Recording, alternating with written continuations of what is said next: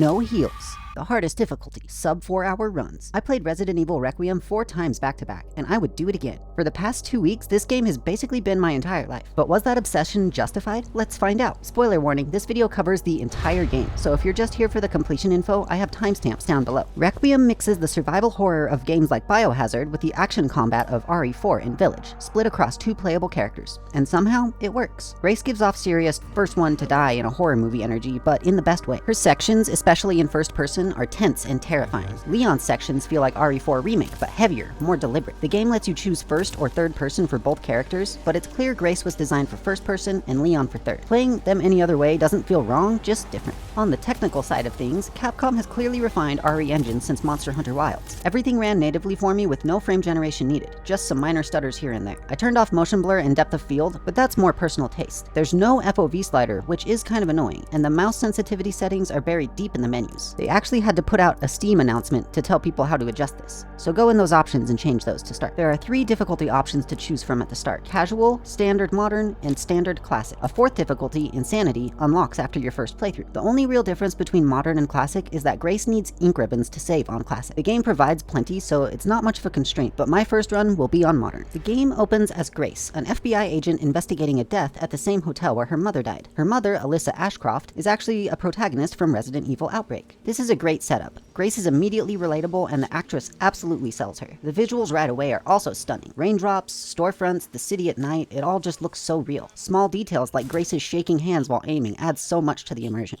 Then she walks into the hotel, all alone, because that's what the FBI does apparently. This place just drips atmosphere. You can almost smell the mold on the walls when you walk in. After a few questionable decisions, sometimes Grace is relatable in a frustrating way, we find a room with a bunch of photos of her on the bed. Unsettling. This triggers a flashback to a time Grace and her mom stayed at this same hotel, and the transition feels really natural. We move through some disturbing final bonding moments before snapping back to the present. Armed with new information, Grace heads downstairs to find what her mother hid all those years ago. Then we get jumped by a zombie cop. This scene is genuinely disturbing. The part where you have to resist, where control and cutscene kind of blur together, was absolutely brilliant. And this being a cop that you've already met makes it hit even harder. The transitions are so seamless, it's almost invisible. And the detail of zombies looping the last few things they said, the cop saying, "Can't go in there," before he attacks you, is the game's first great example of this mechanic, and it is haunting. Grace gets abducted, and the tempo whiplashes completely.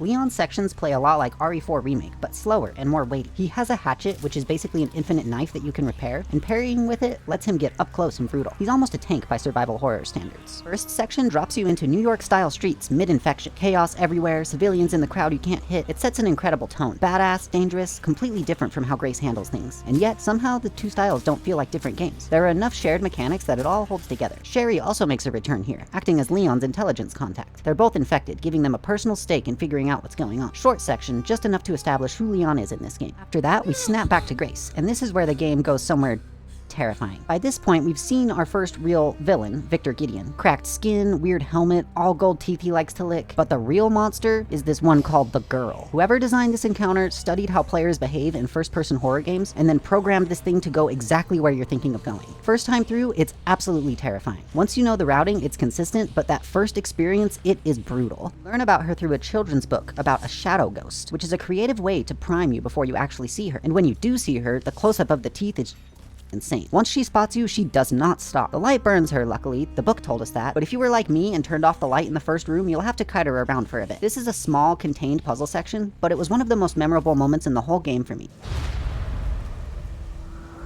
Leon's next section introduces us to the chainsaw and the I think I want a second opinion line. Sassy Leon is back, baby. He also just kind of watches a lady get murdered when he clearly had time and ammunition to intervene. Come on, Leon. The chainsaw is chaotic by design, and I mean that quite literally. Other zombies can pick it up, you can pick it up, but it spins around on the ground first, and after a certain amount of kills, you'll stab it into an enemy and have to reset this cycle. It honestly gets insane. It's fun on normal, but on higher difficulties, it can get pretty rough. This section also introduces our first Mr. Raccoon Memoriam. There aren't too many of these, they're fairly loud, and most aren't hard to find. I missed a few on my first run, but you can buy a map for all of them with completion points. More on that later. Leon saves Grace from the Girl, and it's cool to see this moment from a different perspective. The game's interconnected structure is already working.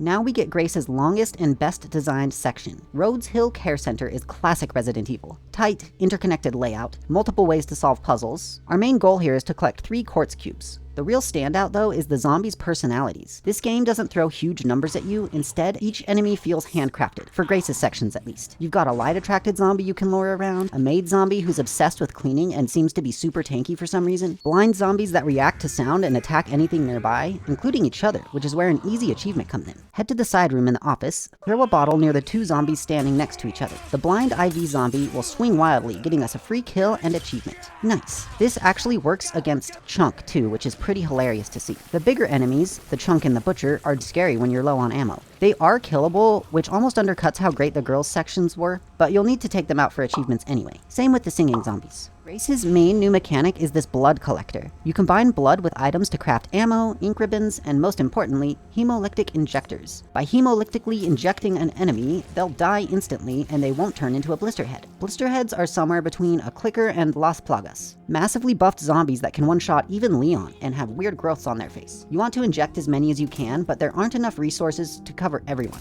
Pick carefully. The atmosphere here is also incredible. You can hear the rain against the windows,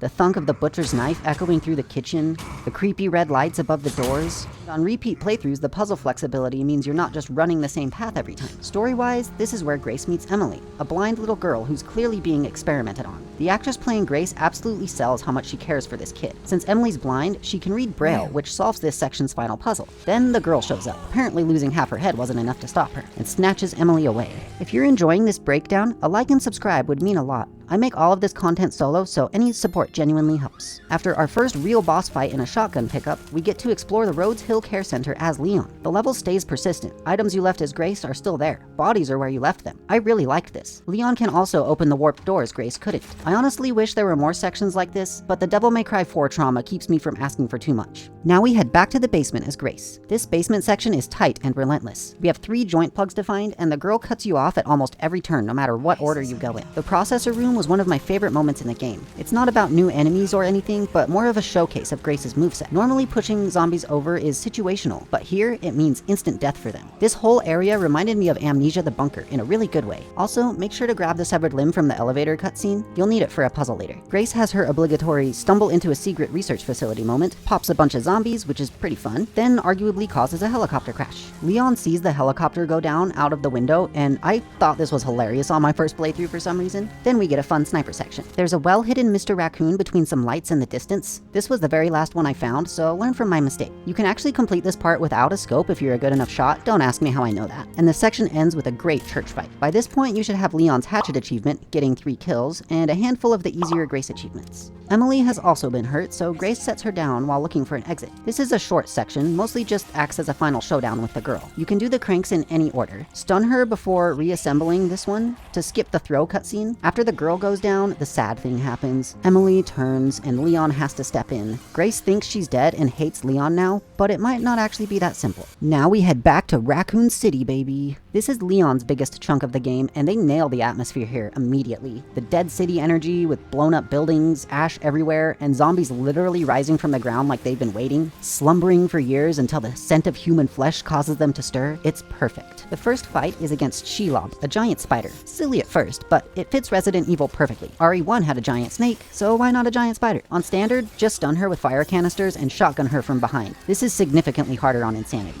After that fight, Leon's shop system opens up, which is similar to RE4. You can buy ammo, health, weapon upgrades, and more. One annoyance is that nothing carries over to NG+. You do earn points from Leon's first mission in NG+, and can rebuy upgrades, but it still feels tedious. Final attachment upgrades are locked behind completion rewards, which is fine. Attachments take up no inventory space, which I have mixed feelings about. On one hand, it's very convenient, but on the other hand, managing your inventory is a big part of the Resident Evil gameplay loop. There's also a significant performance issue here, at least when I played. Looking in certain directions in Raccoon City caused massive frame drops, regardless of settings. Might be something with newer GPUs, I'm not really sure. It made some sections borderline unplayable on my first run, but hopefully they patch this out soon. Leon's main mission here, assemble a detonator to reach RPD and find Grace. The tasks can be done in different orders, and optimizing that will be interesting for speedruns for sure. There are containers to open for an achievement, and a Mr. Raccoon hidden on the freeway above the BSAA camp. Don't skip it. The mortar section is a nice RE4 cannon callback, though the mortars feel a little floaty when you're using them yourself. Military zombies require headshots because of the body armor, and some even carry weapons. weapons. I normally hate gun-wielding zombies in horror games, but they're spaced out enough here that it never turns into a cover shooter, and the grenade zombies are incredibly satisfying to blow up. Your own armor is also strong against bullets, which is a nice touch. The scripted motorcycle section after blowing up the gate feels mandatory for Leon in this game. Fully earned. The zombie wolves, Garmer, I think they're called, they look incredible. It's a genuinely scary design. A little easy to mow through these with the infinite ammo machine pistol Leon gets for this section, but they're visually awesome.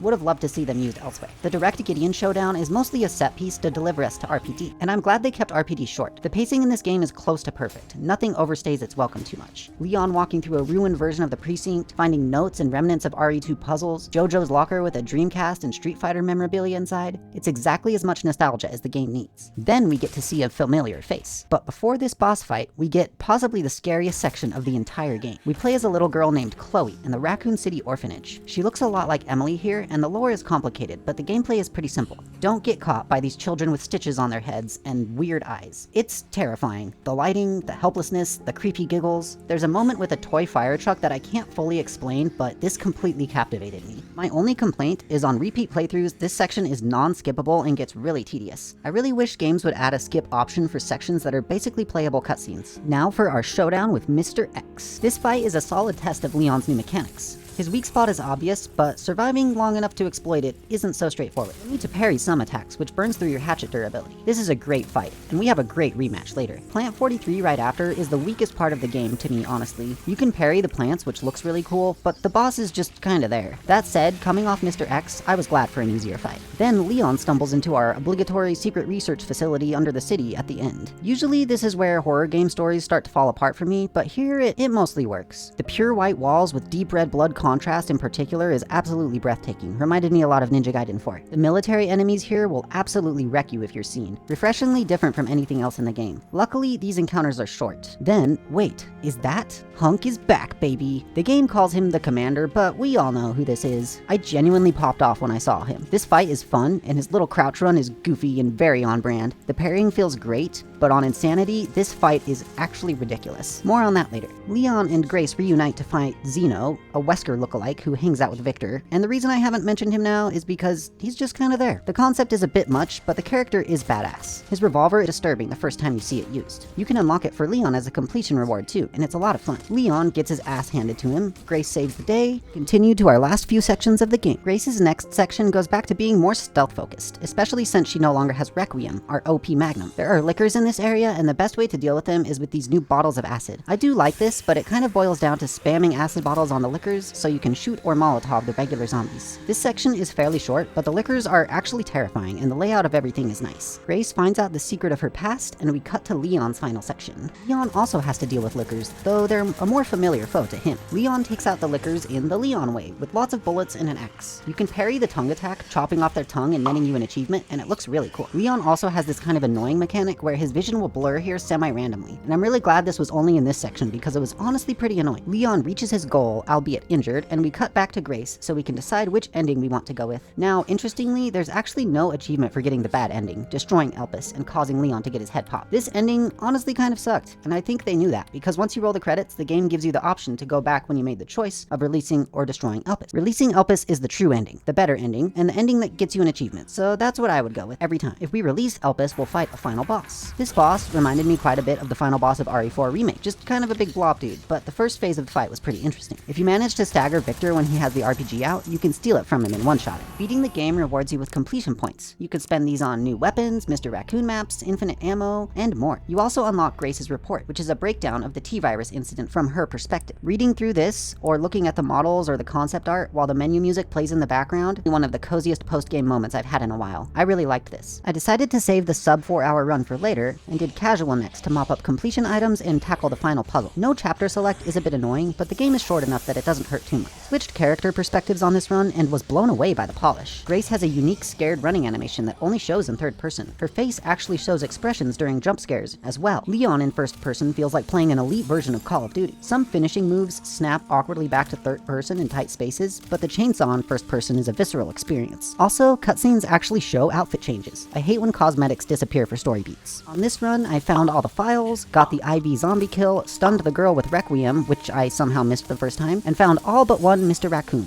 the sniper section we had talked about earlier. This is also the run where I started the final puzzle, so let's talk about that. This is one of the most convoluted puzzles I've ever seen in a game. People did just data mine it, but honestly it's kind of BS enough that I don't really care. Here are the steps. Step 1, during the processor section, wait about 5 to 10 minutes and watch 115 bodies drop into this blood pool. Then, you need to make sure every zombie gets sucked into the grinder, every single one. Step 2, flush a toilet in the West Wing 8 times. Yep, you heard that right. Step 3, after playing Pop the Zombie during the helicopter key section, go to the room with the big bursting blood vial. Maria's doll is at the bottom of the stairs. Pick it up and carry it into your next playthrough. Step 4, take the severed hand from the elevator section and analyze it. This gives you a key to decipher, corresponding to the letters in Braille under the sun, moon, and star symbols from the puzzle boxes. Use the key to punch in the correct code at the lead researcher's office. Have the doll and Emily with you. The solution is sun, sun, star, sun, moon, star, sun, moon, sun, moon, star, moon. We get a creepy laugh and achievement unlocked. I wish you got more for this, but the completion points are pretty solid consolation. My third run clocked in at 3 hours and 40 minutes. I could see myself learning this speedrun properly. Let me know in the comments if that's something you'd like to see. Next up is Insanity. Insanity isn't just a stat bump. Right away, antique coins are in different locations. This actually incentivizes you to explore areas you thought you knew. They also drop a healing item in Grace's hotel opening, which immediately made me paranoid. Are we fighting here now? We aren't, but the psychological trick worked.